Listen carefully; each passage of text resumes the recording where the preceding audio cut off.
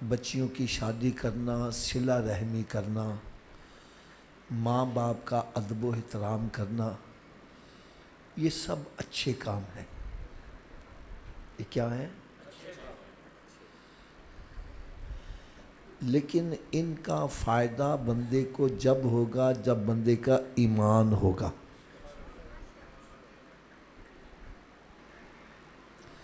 قرآن مجید فرقان حمید میں رب تعالیٰ نے بالکل واضح طور پر ارشاد فرمایا، من عمل صالحا من ذکر او انثی وہو مؤمن فلنحیینہ حیاتا طیبہ۔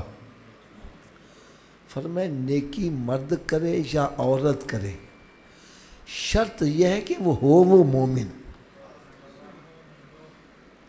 شرط کیا ہے؟ وہ مومن، پھر ہم اس کو پاکیزہ زندگی یعنی جنت کی زندگی عطا کریں گے۔ جنت میں داخلے کے لیے ایمان کا ہونا ضروری ہے۔ نہیں سمجھ لگی بات؟ جنت میں داخلے کے لیے ایمان کا ہونا ضروری ہے، اور اس بات پر میرا خیال ہے سارے ہی متفق ہیں کہ نبی پاک صلی اللہ تعالی علیہ وسلم کی شفاعت سے بھی وہی جنت میں جائے گا جس کے پلے ایمان ہوگا۔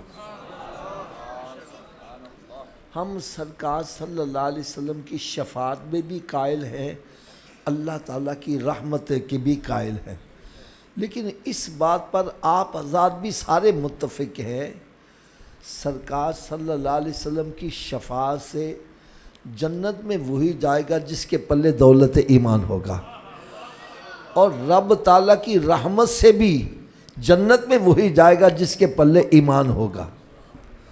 بے ایمان جنت میں داخل، اونچی بولو، چاہے وہ بڑا متقی پرہیزگار ہے، حاجی ہے، نمازی ہے، وہ خیرات کرنے والا ہے، بچیوں کی بڑا ایماندار ہے، بڑا سچے بولنے والا ہے، یہ سب کام نیکی کے عمل ہیں۔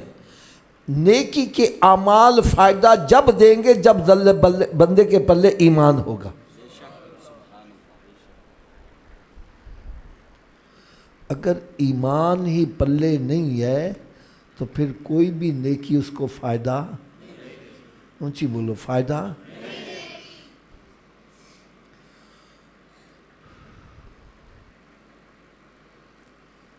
اور ختم نبوت کا عقیدہ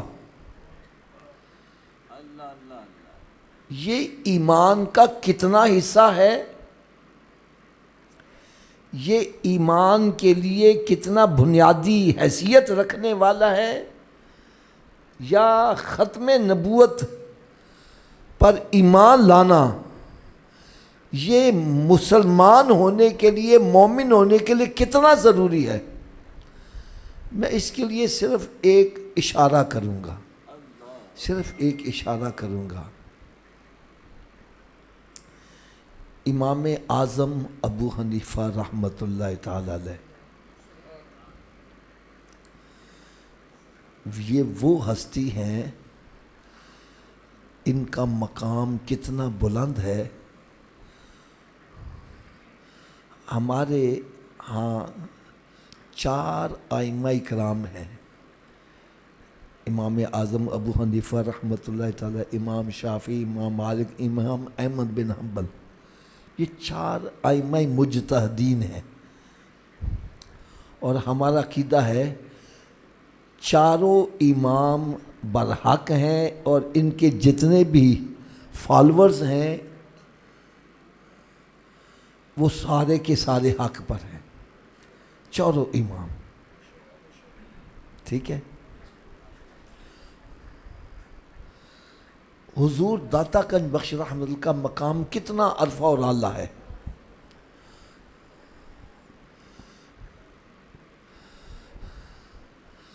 آپ اپنی کتاب میں تحریر فرماتے ہیں کہ میرے دل میں یہ خیال آیا کہ میں کس امام کے پیچھے چلوں، میں کس امام کا مقلد بنوں۔ جیسے ہم اپنے آپ کو حنفی کہتے ہیں، ہم امام اعظم ابو حنیفہ رحمۃ اللہ کے مقلد ہیں، ٹھیک ہے۔ تو کہنے کہ میرے سامنے چاروں امام تھے، تو دل میں خیال آیا کہ میں کس کو فالو کروں، کس کے پیچھے چلوں۔ تو کہنے کہ میرے دل میں یہ بڑی تڑپ تھی کہ اللہ تعالیٰ مجھے اس کے بارے میں کوئی رہنمائی فرما دے۔ تو کہنے لگے کہ ایک رات میں سو رہا تھا تو مجھے خواب کے اندر سونے آقا صلی اللہ علیہ وسلم کا دیدار نصیب ہوا، اور سرکار دو عالم صلی اللہ علیہ وسلم نے ایک بچے کو گود میں اٹھایا ہوا ہے اور آپ چل رہے ہیں۔ میں نے عرض کی یا رسول اللہ صلی اللہ علیہ وسلم، یہ آپ نے گود میں کس کو اٹھایا ہوا ہے اور جس کو اتنا پیار کر رہے ہیں گود میں اٹھا کر چل رہے ہیں؟ فرمانے لگے یہ تمہارا امام اعظم ابو حنیفہ ہے۔ کہنے کہ میں سمجھ گیا بھئی ان کے پیچھے چلنا ہے، اور وجہ کیا بتلائی؟ فرمانے لگے امام اعظم ابو حنیفہ رحمہ خود نہیں چل رہے تھے بلکہ سرکار ان کو چلا رہے تھے۔ کہنے لگے امام اعظم ابو حنیفہ رحمۃ اللہ خود نہیں چلنے والے ہیں، ان کو تو سرکار چلا رہے ہیں، لہٰذا انہی کے پیچھے۔ تو آپ حنفی مسلک کے بزرگ ہیں، آپ کون سے ہیں؟ حنفی ہیں۔ اور اس وقت پوری دنیا کے اندر امام اعظم ابو حنیفہ رحمۃ اللہ کے ماننے والوں کی تعداد سب سے زیادہ ہے۔ یہ امام اعظم ہے، کیا ہے؟ امام اعظم۔ اور ہم ان کے مقلد اس لیے بھی ہیں، یہ میں آپ کو اپنے ایمان کی تازگی کے لیے بتلانے لگا ہوں چند باتیں۔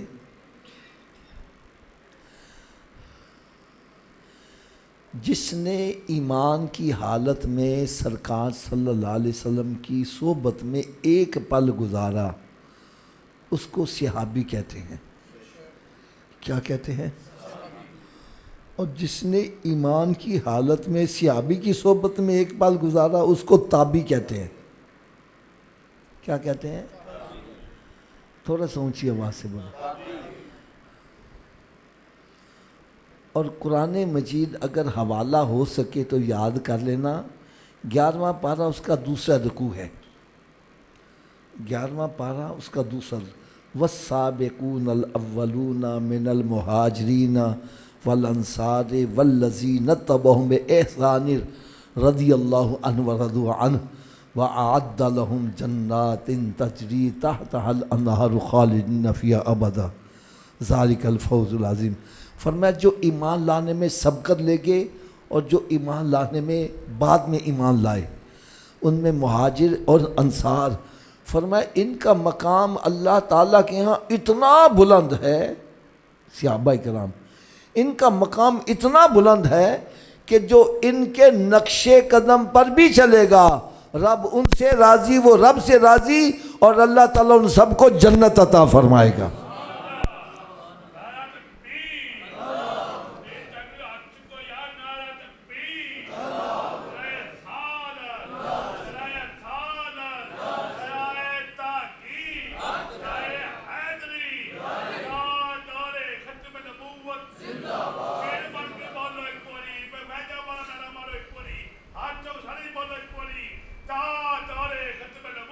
زندہ باد زندہ باد۔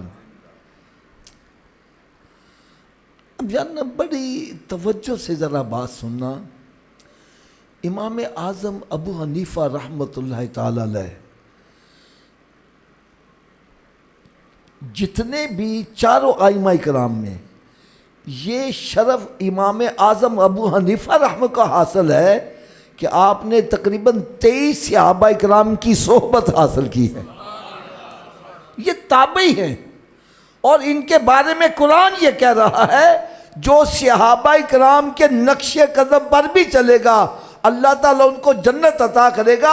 اس سے مراد تابعی ہے جو صحابہ کرام سے فیض حاصل کر کے چل رہے ہیں، ارے وہ جنتیاں جو ان کے پیچھے چل رہے ہیں ان کو بھی جنت عطا فرمائے گا۔ اور کسی امام ائمہ مجتہدین میں کسی کو یہ شرف حاصل نہیں ہے۔ اچھا اب سنو، جنہوں نے صحابہ کرام سے ڈائریکٹ فیض حاصل کیا، ڈائریکٹ فیض حاصل کیا، وہ کیا لکھتے ہیں؟ یار بڑے غور سے اگر ہو سکے نا تو اس کو دلوں پہ یار نقش کرنے کی کوشش کرو۔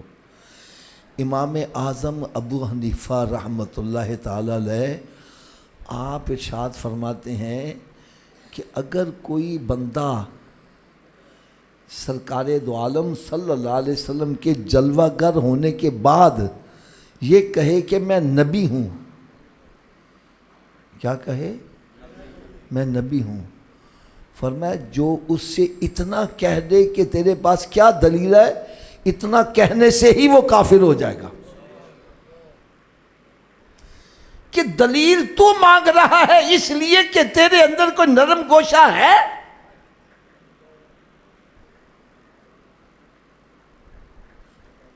جو صرف اتنا کہہ دے بھائی تیرے پاس کیا دلیل ہے، تو نبوت کا دعویٰ کر رہا ہے، فرمائے اتنا کہنے سے ہی بندہ کافر ہو جائے گا، دائرہ اسلام سے خارج ہو جائے گا۔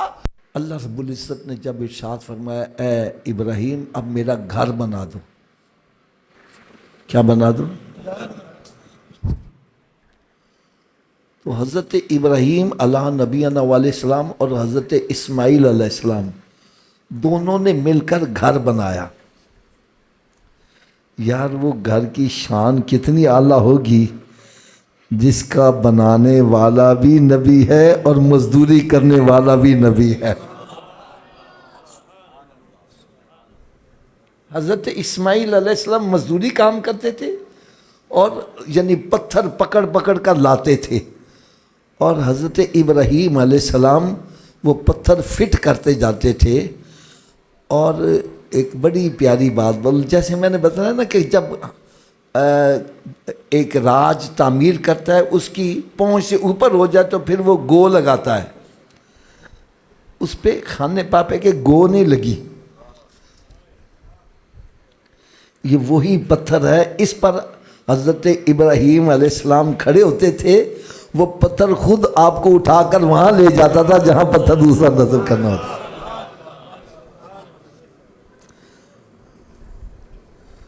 یعنی یہ لفٹ کا کام کرتا تھا۔ اسماعیل علیہ السلام پتھر لے کر آتے، حضرت ابراہیم علیہ السلام پتھر اٹھاتے، اور اس کو جہاں لگانا ہوتا تھا، یہ آپ کے جو قدمین شریفین میں پتھر تھا، یہ آپ کو خود اٹھا کر وہاں لے جاتا، آپ اس پتھر کو جا کے وہاں فٹ کر دیتے۔ اس پتھر کے اوپر آج کے قدمین شریفین کے نشان ہیں، گہرے گہرے، اور ان کو محفوظ کیا گیا ہے۔ وہ پتھر ہے، اس کے اوپر انہوں نے گنبد سا بنایا ہوا ہے تاکہ اس کی حفاظت رہے۔ اس کو مقام ابراہیم بولتے ہیں۔ کیا بولتے ہیں؟ اونچی بولو۔ جب بندہ طواف مکمل کرتا ہے، 7 چکر مکمل کرتا ہے، تو افضل یہ ہے کہ مقام ابراہیم پر 2 رکعت نفل ادا کیے جائیں۔ اگر رش زیادہ ہو تو پھر مطاف میں جہاں موقع مل جائے وہاں 2 نفل ادا کر لیں، افضل یہی ہے۔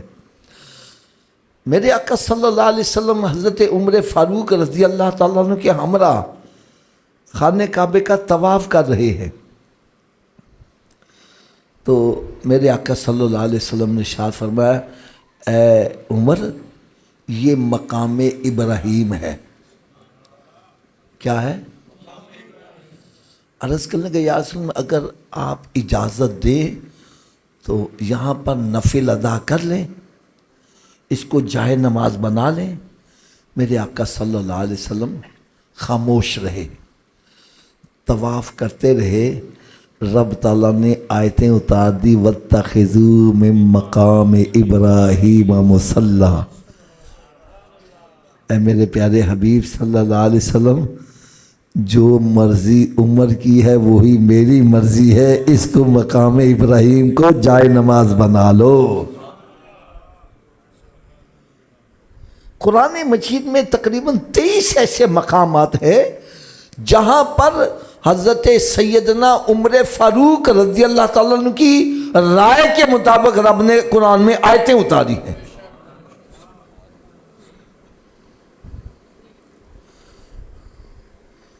اور میرے آقا صلی اللہ علیہ وسلم نے ارشاد فرمایا عمر کا مقام یہ ہے کہ وہ جس راستے سے گزرتا ہے شیطان اس کا راستہ ہی چھوڑ دیتا ہے۔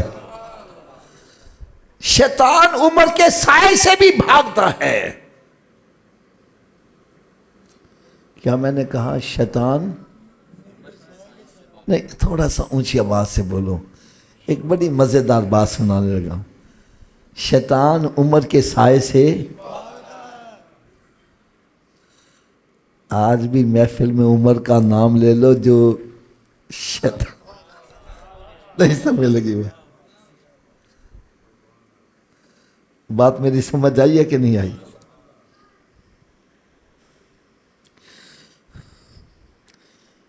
حضرت سیدنا عمر فاروق رضی اللہ تعالیٰ عنہ وہ ہستی ہیں کہ تمام صحابہ کرام مرید ہیں اور یہ مراد ہیں۔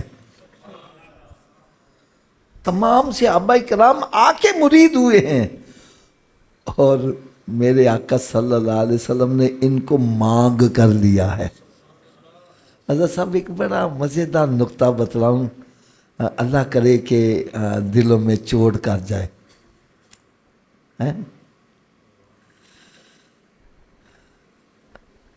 وہ زبان جس کو سب کن کی کنچی کہے، اس کی نافذ حکومت پہ۔ قرآن مجید فرقان حمید میں رب تعالیٰ نے ارشاد فرمایا قد نرا تقلب وجہک فی السماء فلنولینک قبلۃ ترضاھا۔ میرے آقا صلی اللہ علیہ وسلم دعا بھی نہیں مانگ رہے، صرف نماز پڑھیں، دل میں خیال آیا ہے ہمارا قبلہ بیت المقدس کی بجائے خانہ کعبہ ہونا چاہیے، یہ صرف دل میں خیال آیا اور اپنا رخ انور آسمان کی طرف اٹھایا، رب نے آیتیں اتار دی، میرے محبوب ہم نے تیرا چہرہ آسمان کی طرف اٹھتا دیکھ لیا ہے، اے میرے محبوب تو جدھر منہ کرے گا کعبہ ادھر ہی کر دیا جائے گا۔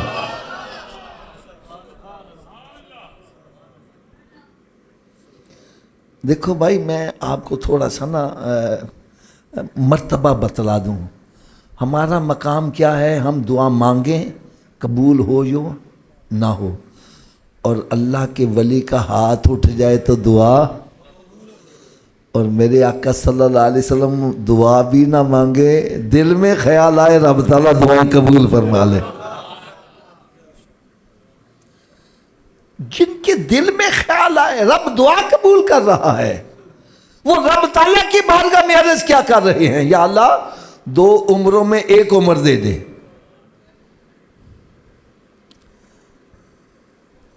ابو جہل کو بھی عمر کہتے تھے، عمر ابن ہشام، اور ان کا نام عمر ابن خطاب تھا، یا اللہ دونوں میں سے 1 عمر دے دے۔ نہیں سمجھ لگی بات؟ یار بڑا پیارا ایک نقطہ بتلانے لگا ہوں، یا اللہ دونوں میں سے 1 عمر دے دے اور اس سے اسلام کو عزت عطا فرما، سر بلندی عطا فرما۔ نبی پاک صلی اللہ علیہ وسلم نے دونوں کو ہی کیوں نہیں مانگ لیا، یا 1 ہی کیوں نہیں نام رکھ دیا؟ 2 رب کی بارگاہ میں پیش کیا، یا اللہ دونوں میں سے 1 عطا کر دے۔ اس کی وجہ کیا ہے؟ ایسا وجہ سنوں گے آپ کی طبیعت خوش ہو جائے گی۔ میرے آقا صلی اللہ علیہ وسلم کے علم میں تھا کہ قرب قیامت ایسے بھی بندے آئیں گے جو عمر پر اعتراض کرنے والے ہوں گے، فرمایا اگر میں یہ کہوں یا اللہ عمر ابن خطاب کو مسلمان کر دے اور اس سے اسلام کو عزت ملے تو فرمایا یہ میرا چناؤ ہو جائے گا. میں رب کی بارگاہ میں 2 پیش کر دیتا ہوں تو جو ایک ملے گا وہ رب کا چناؤ ہوگا، اور پھر جو عمر پر اعتراض کرے گا وہ میرے اوپر نہیں، وہ رب پر اعتراض کرے گا.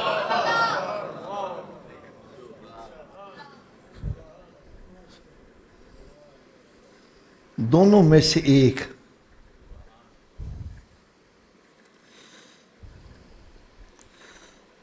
اور عمر فاروق کا مقام کیا ہے میں صرف اشارے کر رہا ہوں.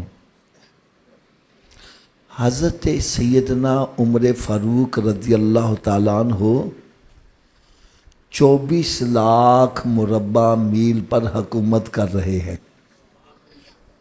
کتنے جی؟ تھوڑا سا اونچی آواز. کسی نے کہا عمر کیا بات ہے یار، بڑی شان ہے یار، تو 24 لاکھ مربع میل پر حکمران بنا ہوا ہے. تو آپ کی آنکھوں سے آنسو جا رہے، رونا شروع کر دیا. عمر اس میں رونے والی کون سی بات ہے؟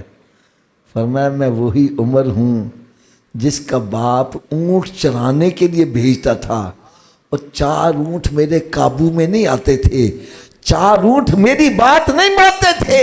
میرا باپ مجھے اونٹ چرانے بھیجتا تھا، 1 اونٹ بھی میری بات نہیں مانتا تھا، اور جب میں سرکار کا غلام بنا مقام یہ ملا، میرا رکا گیا ہے دریائے نیل چلتا نظر آ رہا ہے.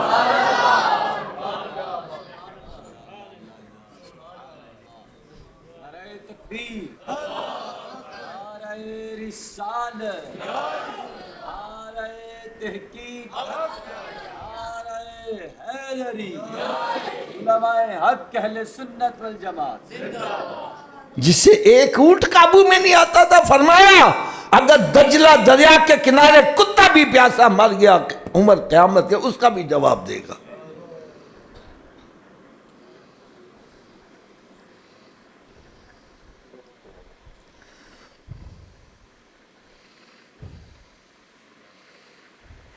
اتنی شان کے مالک میرے آقا صلی اللہ علیہ وسلم نے ارشاد فرمایا اگر میرے بعد کوئی نبی ہونا ہوتا تو وہ عمر فاروق ہوتے. یعنی اس کا مطلب کیا آپ سمجھنے کی کوشش کرو کہ ایک نبی کے اندر جو کمالات ہونے چاہیے وہ سارے کے سارے کمالات عمر فاروق میں پائے جاتے ہیں، لیکن میرے بعد نبوت کا دروازہ بند ہے، عمر نبی نہیں ہے. اس سے پتہ چلا اس کے بعد کوئی بھی نبی نہیں ہے.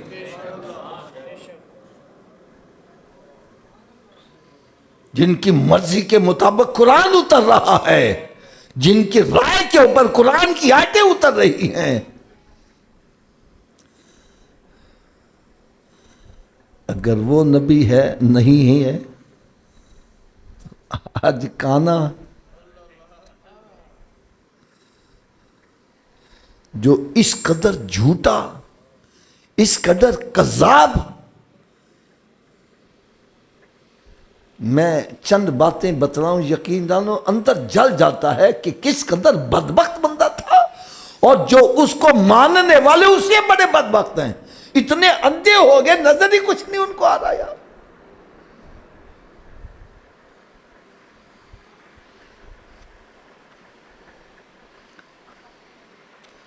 پہلی بات میری غور سے سننا،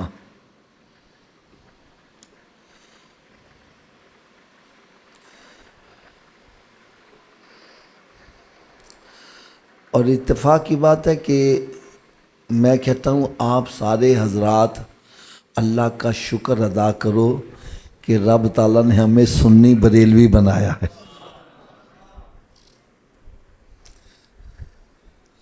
آج میرے پاس بڑے بندے آتے ہیں، حضرت صاحب آپ کو بتائے عوام الناس میں جا کر بیانات کرنے، تو پھر ان کے سوالات کے جوابات دینے. ایک مجھے کہنے لگا حافظ صاحب بس کدھر جائیے، اے کہنا میں صحیح ہاں، او کہنا میں صحیح ہاں، او کہنا میں صحیح ہاں. سان کی پتہ چلے کون صحیح ہے کون غلط ہے. آپ سے بھی ایسے سوالات ہوتے ہوں گے۔ میں نے کہا اگر ایک بات میری مان لے پھر جدھر مرضی چلا جا، ایک بات میری مان لے پھر میں تجھے کھلی چھٹی دیتا ہوں، جدھر مرضی چلا جا، چاہے بھابی بن جاؤ، دیوبندی بن جاؤ، شیعہ بن جاؤ، جو مرضی بن جاؤ، ایک میری بات مان لو۔ کہنے لگے وہ آپ کی بات کیا ہے؟ میں نے کہا میں آپ سے ایک سوال کروں گا، اس کا جواب مجھے دے دو، پھر جدھر مرضی چلے جاؤ۔ کہنے لگا کیا سوال ہے؟ میں نے کہا ایک بندہ حافظ قرآن ہے، عالم دین ہے، تہجد گزار ہے، نماز کا پابند ہے، زکوٰۃ دینے والا، حج کرنے والا، عمرے کرنے والا، اور بچیوں کی شادیاں کرنے والا، اور خیر خیرات بڑی کرنے والا، لیکن ہے ماں باپ کا بے ادب گستاخ۔ کیا ہے؟ میں نے کہا مجھے صرف اتنا بتلا تو جنت میں چلا جائے گا؟ کہنے لگا جی نہیں جا سکتا۔ آپ بھی جواب دے دو، جا سکتا ہے؟ تھوڑا سا اونچی آواز سے بولو، مجھے ذرا سکون رہے گا آپ کو میری بات سمجھ آ رہی ہے۔ ماں باپ کا بے ادب گستاخ، چاہے حافظ قرآن ہے، مفتی ہے، شیخ القرآن ہے، شیخ الحدیث ہے، صوم و صلات کا پابند، ساری رات ایک ٹانگ پر کھڑے ہو کے قرآن پڑھنے والا جنت میں چلا جائے گا؟ تھوڑا سا اونچی آواز۔ میں نے کہا اگر ماں باپ کا بے ادب جنت میں نہیں جا سکتا تو صحابہ کا بے ادب کیسے چلا جائے گا؟ اہل بیت اطہار کا بے ادب کیسے جائے؟ ولیوں کی شان میں بھونکنے والا کیسے جنت میں چلا جائے گا؟ نبیوں کی شانوں میں بھونکنے والا کیسے جنت میں؟ میں نے کہا میں تجھے کھلی چھٹی دیتا ہوں، جدھر مرضی چلا جا۔ کوئی صحابہ کرام کی محبت میں اہل بیت اطہار کو برا کہہ رہا ہے، کوئی اہل بیت اطہار کی محبت میں صحابہ کرام کو برا کہہ رہا ہے، کہ ولیوں کی شان میں بھونک رہا ہے، کہ نبیوں کی شان گھٹانے کی کوشش کر رہا ہے۔ میں نے کہا ایک سنی بریلوی تمہیں ایسا ملے گا جو سب کا ادب کرنے والا ہے۔ حضرت صاحب انسان تو انسان رہ گیا۔ میرے آقا صلی اللہ علیہ وسلم کے قدمین شریفین سے اگر ایک جوتا بھی مس کر لے، ارے اس کو بھی وہ نالین پاک کہتا ہے، اور مقام یہ ہے جو سر پہ رکھنے کو مل جائے نالے پاک حضور، تو پھر کہیں کہ ہاں تاجدار ہم بھی ہیں۔ کوئی ماں کی شاد میں بے ادبی کر رہا ہے؟ قرآن یہ کہتے ہیں النبی اولا بالمومنین من انفسہم وازواج امہاتکم، نبی مومنوں کی جانوں سے بھی قریب ہے، اور ان کی جتنی بیویاں ہیں سب مومنوں کی کیا ہیں؟ اونچی بولو۔ تو جو ماں کی شان میں بے ادبی کر رہا ہے، حضرت عائشہ صدیقہ طیبہ طاہرہ رضی اللہ تعالی عنہا کی شان میں بھونک رہا ہے،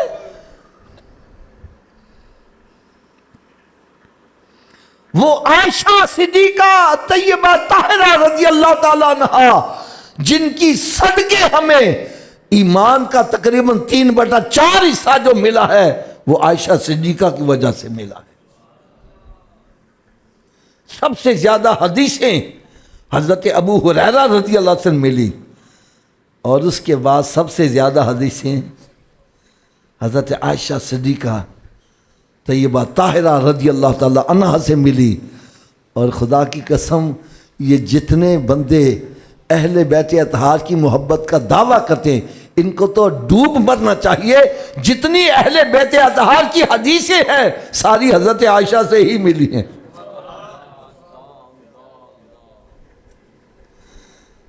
آج تو ان کا نام لینا پسند نہیں کر رہا۔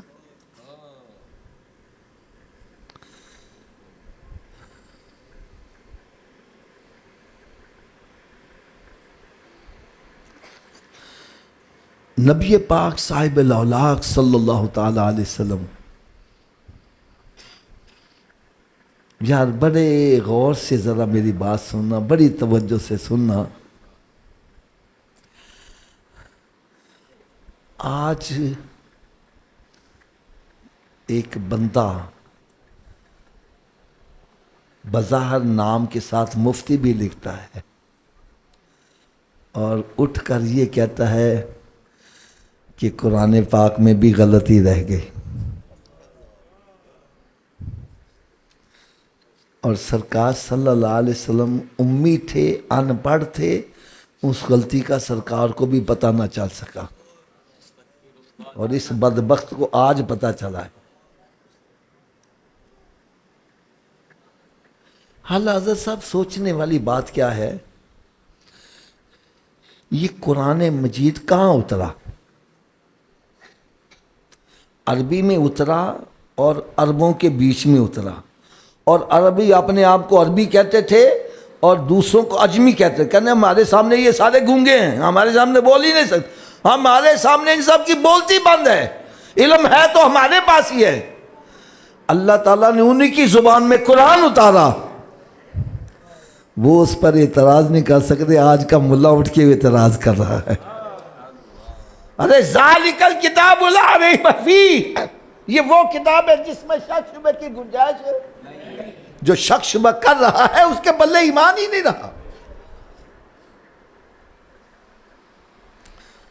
اللہ حضرت عظیم البرکت رحمت اللہ لکھتے ہیں، تیرے آگے یوں ہیں دبے لچے فصحاء عرب کے بڑے بڑے، کوئی جانے منہ میں زبان نہیں بلکہ جسم میں جان نہیں۔ اور میرے آقا کا کلام تو ایسا کلام ہے کہ بڑے بڑے جو عربی جاننے والے، ایسے عربی دان جن کی زبان سے الفاظ نکلے تو لغت بنتی چلی جائے، وہ سرکار کا کلام سن کے چپ کر کے ایسے چپ کرے جیسے جسم سے جانیں نکل گئی ہیں۔ ارے وہ بول نہیں سکے تو آج اٹھ کے بول رہا ہے۔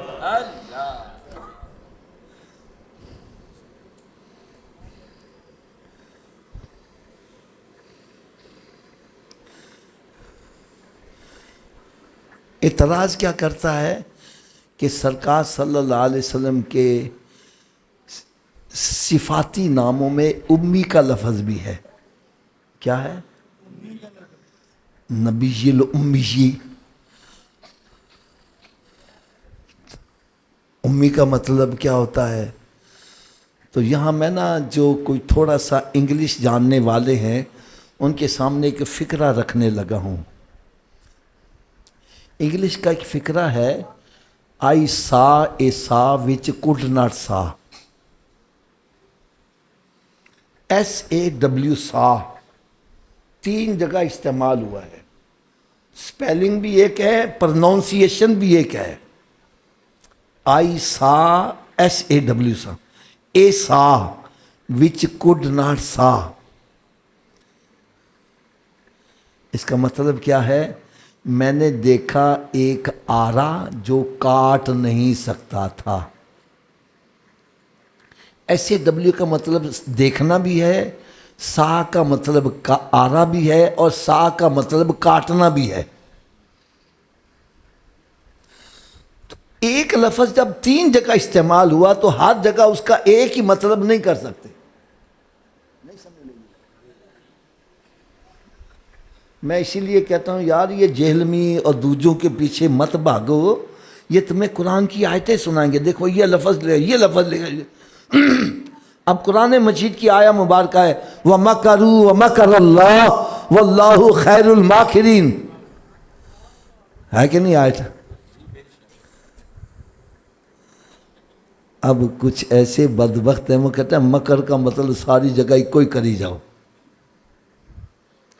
انہوں نے باقاعدہ اپنے ترجموں کے اندر، آج بھی آپ دیکھیں بدعقیدہ لوگوں کا ترجمہ لے کے دیکھو، لکھا ہوا ہے اور مکر کیا کافروں نے، اور مکر کیا معاذ اللہ رب تعالیٰ نے، اور رب تعالیٰ سب سے بڑا مکار ہے۔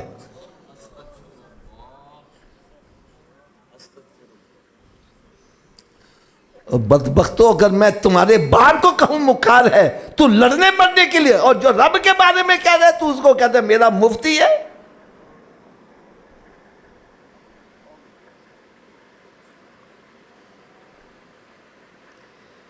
ہر لفظ کے ساتھ دیکھا جائے گا اس کی نسبت کس سے ہو رہی ہے، تو اسی حساب سے ترجمہ کیا جائے گا۔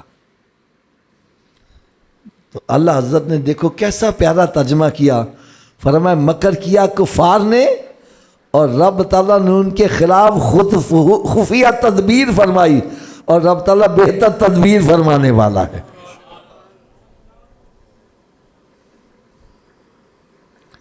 اس لیے بھائی ہر ایک کی باتیں نہ مانا کرو، وہ تمہیں قرآن پڑھ کے سنا. دیکھو میں ایک اور آسان سی بات بتلاؤں. ایک فقرہ ہے روکو مت جانے دو. روکو مت,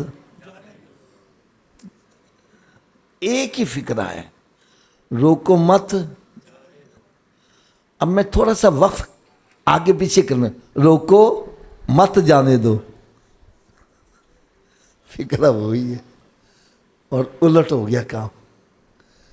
جنہوں نے اپنا مقصد نکالنا ہوتا ہے, ارے قرآن کی آیت وہی ہے, ان کے اندر بغض ہے, حسد ہے, کینہ ہے, نبیوں کی عداوت ہے, ولیوں کی دشمنی ہے, وہ آیت کا ترجمہ اس طرح سے کریں گے جس سے ان کا اندر بغض جو ہے نکل کے باہر آ رہا ہے.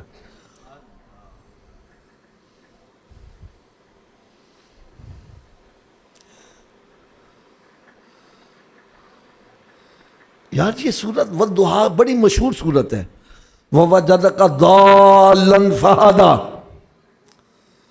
اور نماز کے اندر ہم کیا پڑھتے ہیں؟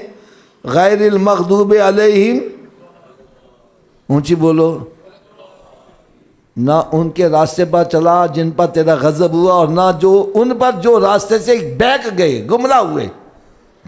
اب یہی دال کا لفظ نبی کے ساتھ آیا ہے, وَوَجَدَكَ ضَالًّا فَہَدَىٰ. اور کئی بدبخت ہیں جنہوں نے وہاں ترجمہ بھی یہی کہا دیا, ہم نے تمہیں گمراہ پایا. ہماری کسی کے ساتھ عداوت نہیں ہے, ہماری کسی کے ساتھ دشمنی نہیں ہے, نہ کوئی زمین کا جھگڑا ہے. ہم کہتے ہیں بھائی سرکار کے غلام بن جاؤ, ہم تمہارے قدم بھی چومنے کے لیے تیار ہیں. اور اگر سرکار کا ادب نہیں ہے تو ہمارے دل میں تمہارا کوئی ادب نہیں ہے. کوئی لکھتا ہے کہ ہم نے تجھے راہ سے بھٹکا ہوا پایا, پھر تمہیں راستہ دکھایا. یار اگر نبی گمراہ ہے تو پھر ہدایت پر کون ہے؟ قرآن کہہ رہا ہے اِنَّكَ لَتَهْدِي إِلَىٰ صِرَاطٍ مُسْتَقِيمٍ. اے میرے محبوب تو سیدھے راستے پر چلانے والا ہے.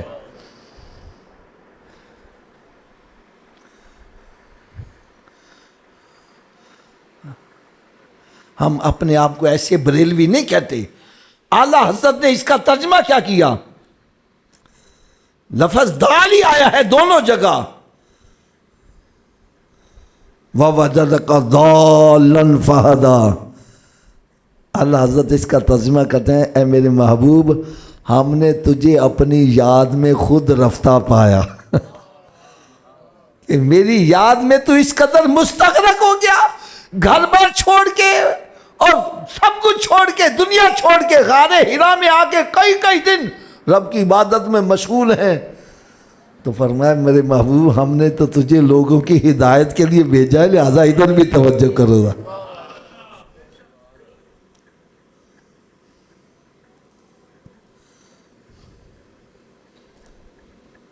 اس لیے ہم کہتے ہیں بھائی ان بدعقیدہ لوگوں کے پاس, مرزائیوں کے پاس مت بیٹھو. یہ تمہیں قرآن کی آیتیں پڑھ کے سنائیں گے, لیکن اندر جو بغض ہے وہ ان کی زبان سے پھر ظاہر ہوگا.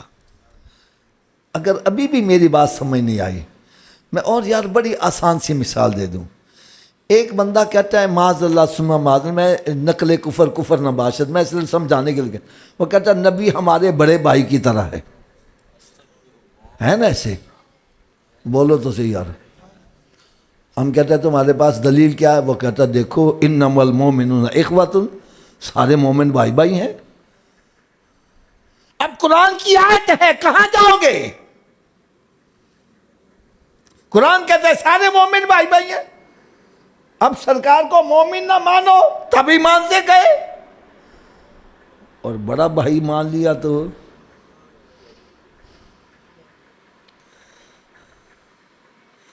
کیا جواب دو گے؟ اب جس نے تو آیت پڑھ کے دکھانی ہے, تو ہم نے کہا اوے یار قرآن ہی پڑھ کے سنا رہا بھائی, یار قرآن تو باہر تے جاندہ ہی نہیں. تو اب اس کا کیا جواب دو گے؟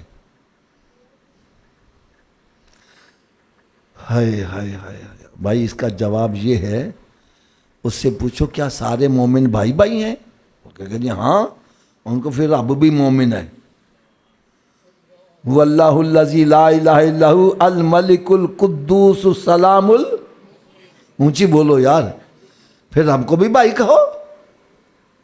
او نہیں نہیں جی رب نو بھائی نہیں کہہ سکتے۔ میں کہ سرکاری سستے لبے ہونے تن۔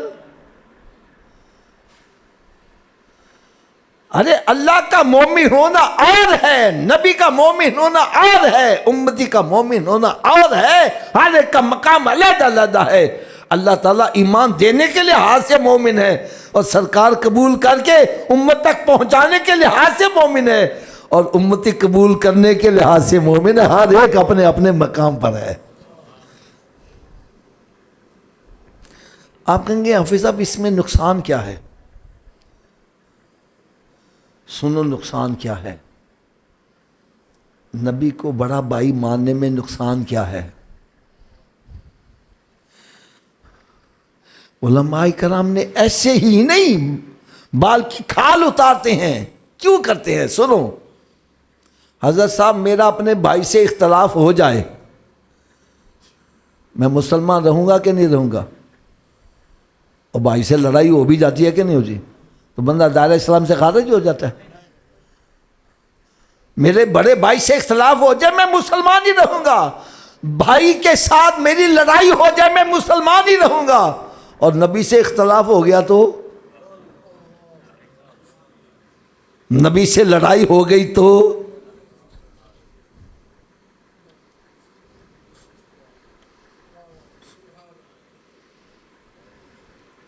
یہ ایسے نہیں علماء کرام بات کرتے۔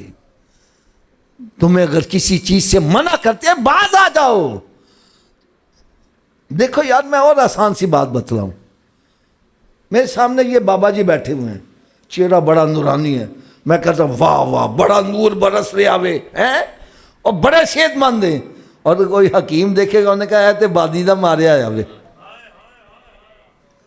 نہیں سمجھ لگی۔ اب جس کے پاس علم نہیں ہے حکمت کا، وہ ہر چمکنے والے چہرے کو کہ بڑا صحت مند ہے، اور جس کے پاس علم ہے ایک نگاہ میں دیکھ کے اکھاں ہی ویکھ کے دس دے گا، نمبر دیکھ کے دس دے گا۔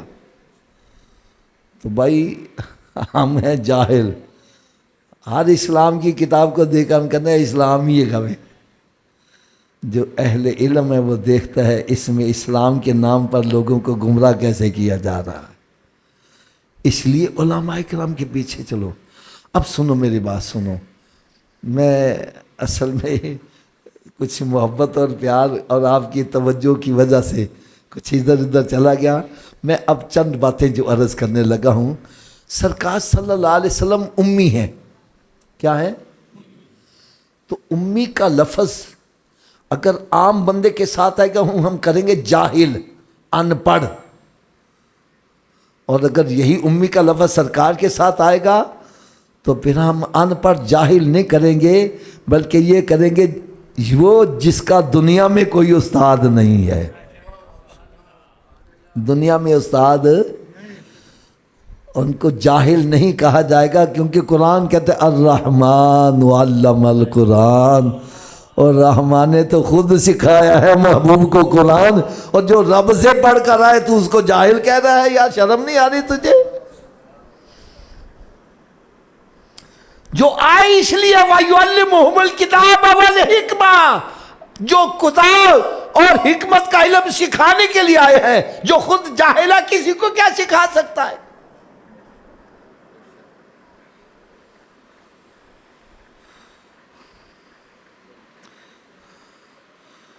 اگر امی کا لفظ سرکار کے ساتھ ہوگا تو اس کا کیا مطلب ہے؟ جس کا دنیا میں کوئی استاد، اچھی بولو ذرا یار، اگر اجازت ہے تو عشق اور محبتیاں دو تین گلاں دس جاواں یار، ساری زندگی تہاڈا ایمان ہی تازہ ہوندا رہے۔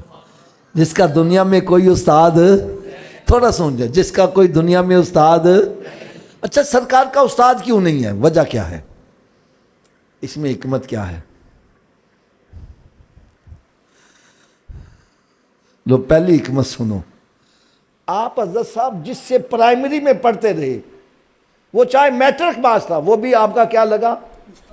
آپ پی ایچ ڈی بھی کر جاؤ پھر بھی استاد کا مقام آپ سے زیادہ ہے، ٹھیک ہے نا؟ تو اگر سرکار کا کوئی استاد ہوتا تو پھر اس کا مقام سرکار سے زیادہ ہوتا. اعلیٰ حضرت لکھ رہے سب سے اعلیٰ اولا، اونچی پڑھ دیو، سب سے اعلیٰ اولا اپنے مولا کا پیارا، دونوں عالم کا دولہا، خلق سے اولیاء، اولیاء سے رسول، اور ہے سب رسولوں سے اعلیٰ. ارے سرکار صلی اللہ علیہ وسلم سب سے اعلیٰ کب بن سکتے ہیں جب آپ کا کوئی دنیا میں استاد ہو ہی نہ. لہذا سرکار کا کوئی دنیا میں استاد. دوسری حکمت سنو حضرت جی، بڑی توجہ نہ سننا. سرکار کا دنیا میں استاد کیوں نہیں ہے؟ اگر سرکار صلی اللہ علیہ وسلم کا کوئی استاد ہوتا تو سرکار صلی اللہ علیہ وسلم جو کلام سناتے لوگوں نے کہنا اے استاد دا چنڈیا آیا وے، استاد نے پڑھایا سی تادے شیر کہہ رہا وے، ایک کلام سنا رہا وے. فرمایا ان کا دنیا میں کوئی استاد نہیں ہوگا، تو جب یہ بولیں گے پتہ چلے گا یہ ان کے استاد کا کمال نہیں، یہ رب کا کلام سنا رہے ہیں. اور تیسری بات سنو، خدا کی قسم آپ کا ایمان تازہ ہو جائے یار. امی کا مطلب کیا ہے؟ امی کا مطلب ہی سنو. والدہ کو امی کہتے ہیں. والدہ کو کیا کہتے ہیں؟ تھوڑا سا اونچی آواز سے. عربی میں امی کہتے ہیں. ماں کو امی کیوں کہا جاتا ہے؟ یہ اولاد کے لیے اصل ہے، اس کے وجود سے بچہ پیدا ہوا ہے تو ماں اصل ہے. ماں کے وجود سے بچہ پیدا ہوا اس لیے اس کو امی کہا جاتا ہے. ارے سرکار امی اس لیے ہے کہ ساری کائنات سرکار کی محتاج ہے.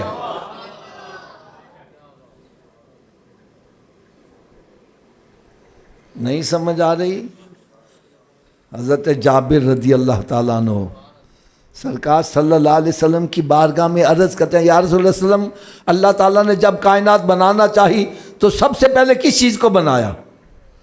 یار دیکھو میری بات سنو، یہ مسجد جو بنی ہے میں آپ سے سوال کر سکتا ہوں نا یار، اس کی پہلی اینٹ کس نے رکھی؟ کوئی تو ہوگا نا. اس مسجد میں سب سے پہلے اذان کس نے دی؟ کوئی تو ہوگا نا. اس مسجد میں سب سے پہلے امامت کس نے کروائی؟ خطبہ کس نے دیا؟ کوئی تو ہوگا نا. تو جابر رضی اللہ عنہ یاد ہے، سب سے پہلے رب نے کائنات جب بنانا چاہیے سب سے پہلے کس چیز کو بنایا؟ تو میرے آقا صلی اللہ علیہ وسلم نے ارشاد فرمایا، یا جابرو ان اللہ خالق قبل اشیاء نورا نبی کا من نوری. اے جابر، اللہ تعالیٰ نے سب سے پہلے تیرے نبی کے نور کو اپنے نور سے بنایا اور پھر میرے نور سے ساری کائنات کو بنایا. تو ساری کائنات کی اصل سرکار ہے، اس لیے آپ امی ہے. یار مسلمان تو کافر بھی اس بات کو اعتراف کر بیٹھے. وہ کہتا نام جو لے لو کسی اشر کا کر لو چوگن ہار. وہ کہتا ہے کہ جو نام کسی بھی شے کا لو اس کے ابجد حوض سے الفاظ نکالو، اس کو 4 سے ضرب دو، پھر اتنے میں تقسیم کرو، آخر میں کہتا نانک تن بدن سے اس میں محمد نے بنا. کہنے کہ ہر کے آخر میں 92 کا ادب ہی بچے گا.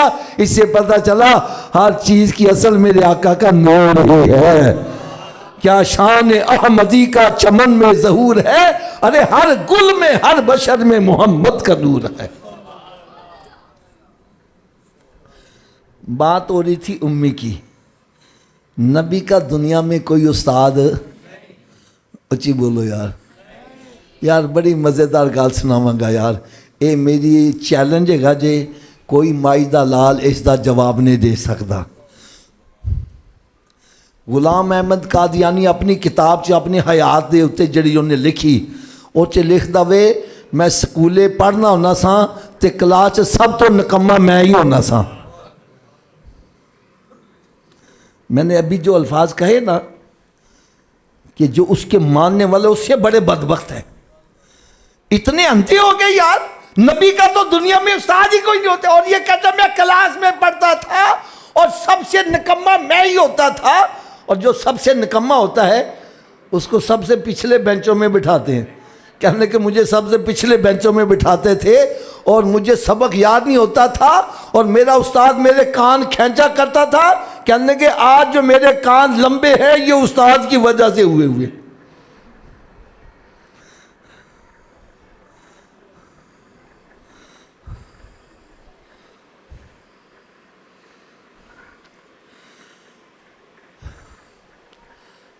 ہمارے قبلہ سید ابو البرکات شاہ صاحب رحمۃ اللہ مفتی اعظم پاکستان، الحمدللہ مجھے ان کی صحبت ملی اور کافی عرصہ میں ان کی صحبت میں رہا.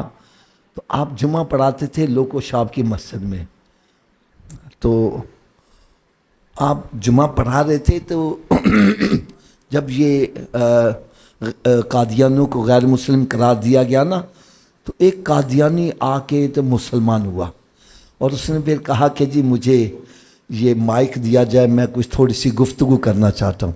سید صاحب قبلہ نے مائک دے دیا اور اس نے کہا کہ بھائی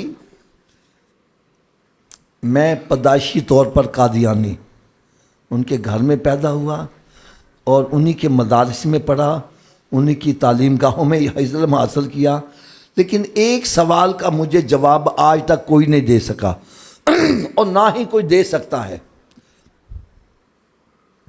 کہنے لگے جب مجھے کوئی جواب نہیں ملا تو میں مجبوراً ان کو چھوڑ کے مسلمان ہو رہا ہوں. اور کہنے لگا یہ سارے مسلمان میرا یہ سوال یاد کر لو، کوئی قادیانی اس کا جواب نہیں دے سکتا. غلام احمد قادیانی کو ماننے والے دو گروپ ہیں، ایک لاہوری گروپ ہیں، ایک مرزائی قادیانی ہیں.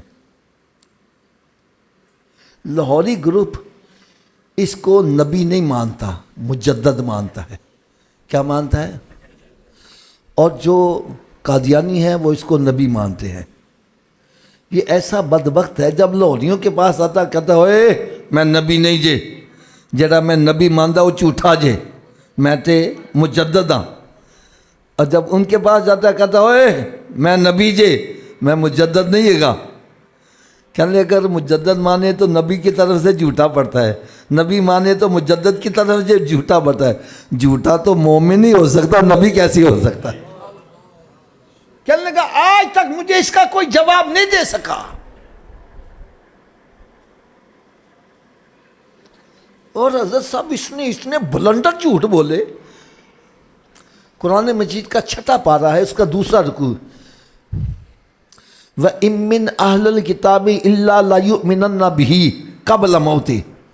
حضرت عیسیٰ علیہ السلام نے ارشاد فرمایا کہ جب حضرت عیسیٰ علیہ السلام دنیا میں تشریف لائیں گے تو پھر ہر طرف اسلام ہو جائے گا، سارے اہل کتاب جو ہے سب مسلمان ہو جائیں گے.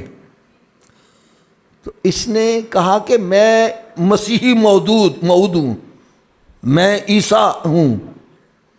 اچھا، کیونکہ اس نے نرم گوشہ یہ دیکھا کہ سرکار کے بعد کوئی نبی تو ہے نہیں، لیکن عیسیٰ علیہ السلام نے تو آنا ہے نا.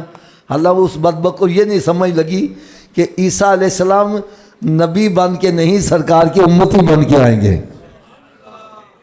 کیا بن کے آئیں گے؟ اس نے کہا جی میں آ گیا ہوں، عیسیٰ علیہ السلام نے آنا تھا تو میں آ گیا ہوں، اب میری وجہ سے ساری دنیا کے اہل کتاب مسلمان بن جائیں گے، اور اگر میں نہ بنا سکا تو میں جھوٹا ہوں گا. اس کی اپنی کتاب کے اندر لکھا ہوا ہے. اور جب یہ مرنے لگا تو کسی نے کہا جی تسی تے کیا سی کہ ساری دنیا تے مسلمان ہو جان گے، تو وہ تو ہوئی کوئی نہیں. بدبخت کی لکھدا وے کہندا ہے 70 نبی ایسے سی جنہاں دیاں گلاں غلط ثابت ہوئیاں تے میری غلط ثابت، میری نبوت کی فرق آ گیا. ایسا کذاب قسم کا بندہ.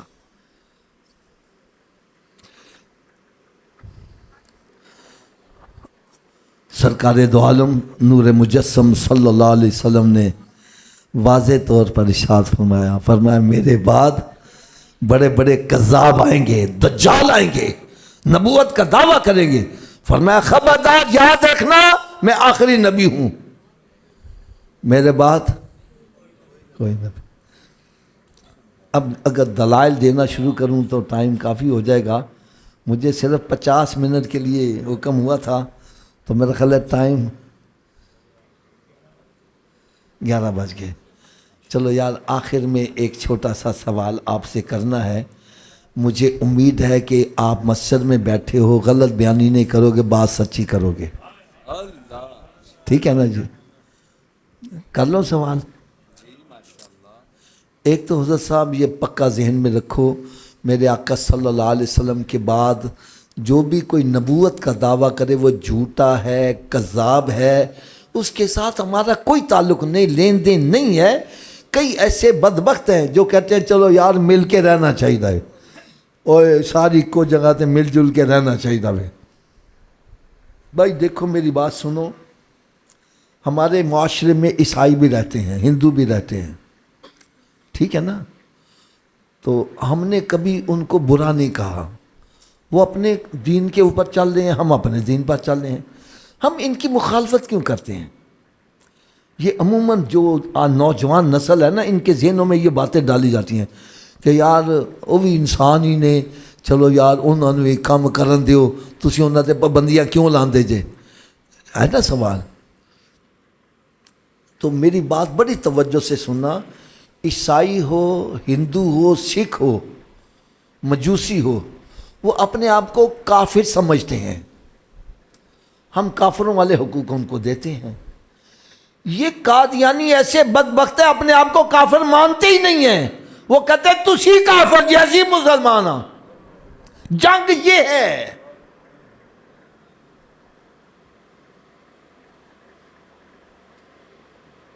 کوئی عیسائی اپنے گرجے کا نام مسجد رکھ سکتا ہے؟ بولو تو صحیح آ رہا.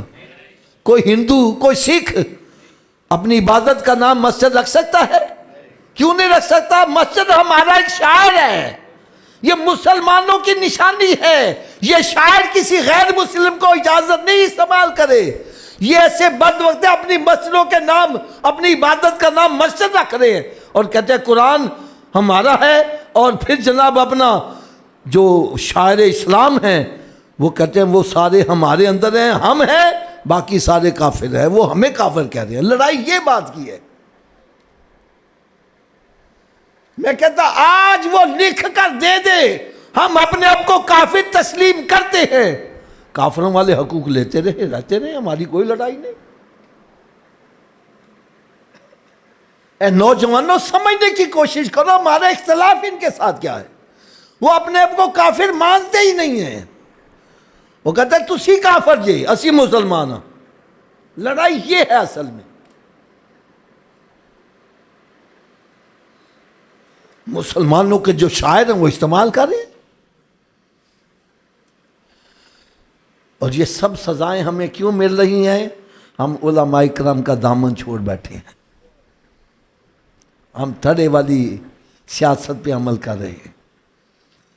خدا را مسجدوں کے ساتھ تعلق برقرار کرو، نمازی بنو، نیک بنو. میرے آقا صلی اللہ علیہ وسلم نے ارشاد فرمایا میرے صحابہ جب تم جنت کے باغوں میں جایا کرو تو وہاں کے پھل بھی کھایا کرو. تھوڑا سا اونچی آواز سے بولو گے مجھے ذرا سکون ہو جائے گا.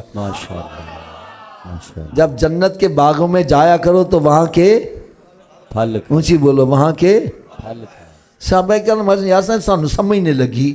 جنت میں تو بندہ جائے گا قیامت کے روز جب حساب کتاب ہوگا، جس کی نیکیاں وہ جنت میں جائے گا. آپ ابھی فرما رہے ہیں. تو میرے آقا صلی اللہ علیہ وسلم نے ارشاد فرمایا مسجدیں جنت کے باغات ہیں. تھوڑا سا اونچی آواز سے بولو، مسجدیں جنت کے، تھوڑا جا اور اونچی آواز، مسجدیں جنت کے.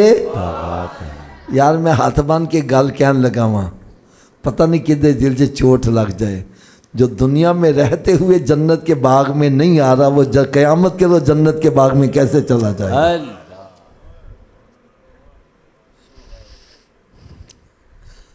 اور پھل کیا ہے؟ سبحان اللہ، الحمدللہ، اللہ اکبر، لا الہ الا اللہ. یہ پھل ہے.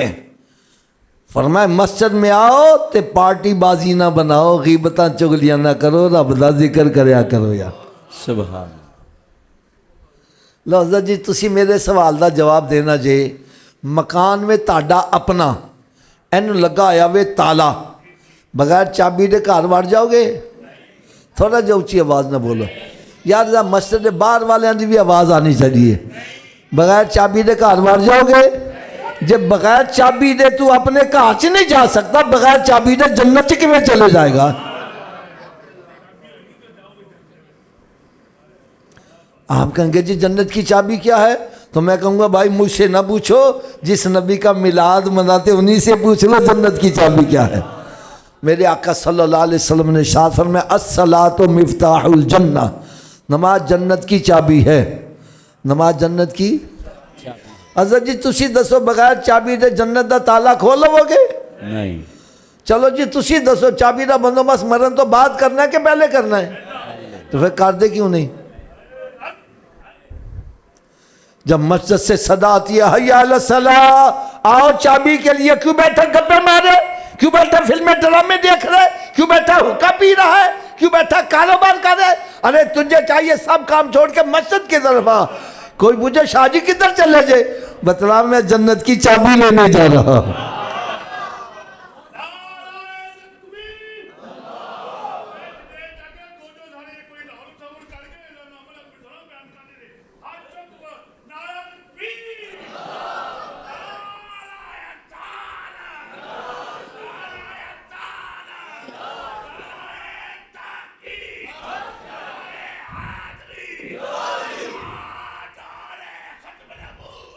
जिंदाबाद अच्छा अगर इजाज़त दियो तो मैं थोड़ी जी कड़वी गल कह रहा नाराज तो नहीं होवोगे हाथ बन के कहने लगा हूँ अगर जन्नत की चाबी का बंदोबस्त ना किया तो फिर कहाँ जाना पड़ेगा क्या दोज़ख की आग बर्दाश्त हो जाएगी अब बोलो तो सही यार आज अगर कोई बच्चा बीमार हो जाए माँ कहती है या अल्लाह दी बीमारी मैनू ला दे मेरा बच्चा सही कर दे बाप कहता है या अल्लाह मेरा लखते जिगर सही हो जाए मैंने बीमारी लग जाए और जब दोज़ख की आग सामने नजर आएगी माँ कहेगी या अल्लाह मेरे पुत्र ने दोज़ख से सुन दे मेरे शौहर ने सुन दे मेरे भाई को मेरे बाप को मेरी माँ को या अल्लाह तू सारी दुनिया को जहन्नम में डाल दे मुझे इस आग दे और डरो उस आग से जिसका ईंधन इंसान और पत्थर बना दिए तो मजाक समझ रहा है इस चीज को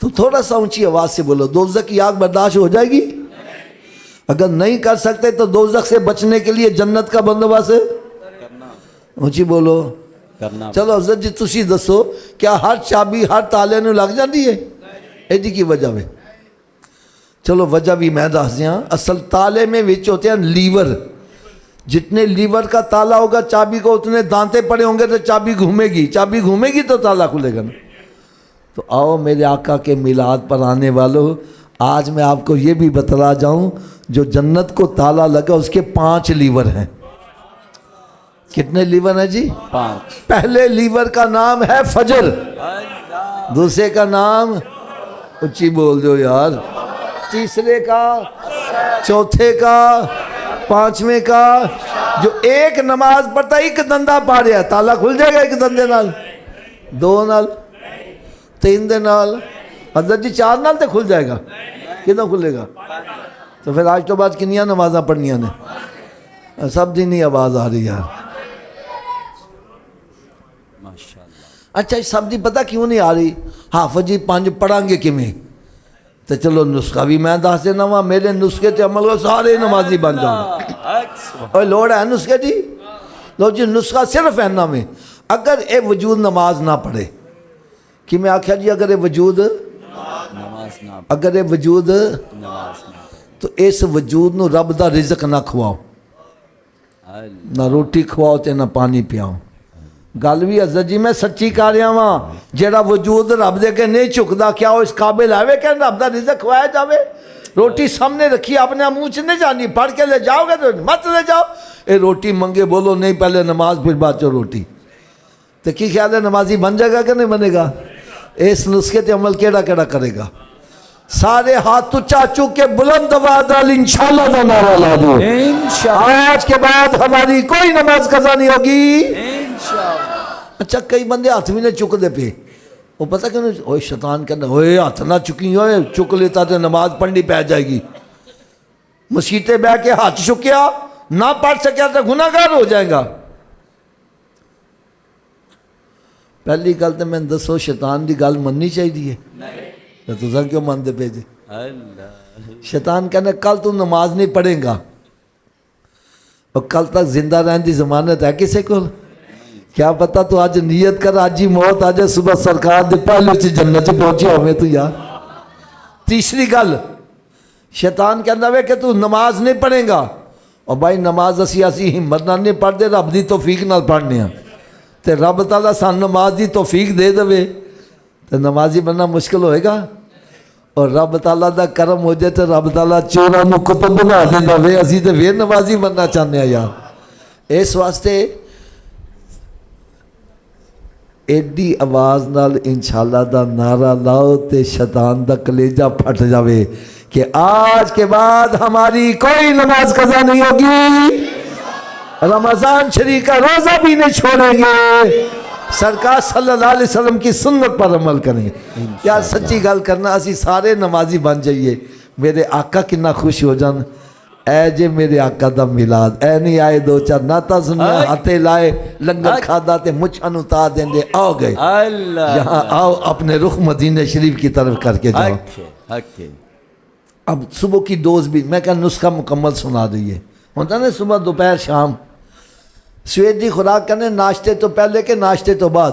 اے بھائی ناشتے تو پہلے آلیے، انہی دیر تک ناشتہ نہیں کرنا جنہی دیر نماز فجر نہ پڑھ لو، پہلے نماز پھر ناشتہ۔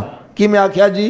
پہلے نماز پھر ناشتہ۔ ایک بندہ کرنا صبح اٹھن لگیا دیر ہو جائے تے میں نے کہا نہ پڑھنا لو بہتر ہے پڑھ لو، اور سویرے اٹھ کے منہ تو ہوندے جے نا تو وضو کر لو، دو سنت دو فرض پڑھ لو، فجر دی پڑھ لو گے باقی پڑھنی آسان، فجر دی راجے شیطان کا تو اچھا انہوں کل تو پڑھیں گے، نہ کل آوے تے نہ نماز پڑھ پاوے، لہذا تھوڑا جو اونچی آواز نہ بولو، اونی دیر تک ناشتہ نہیں کرنا۔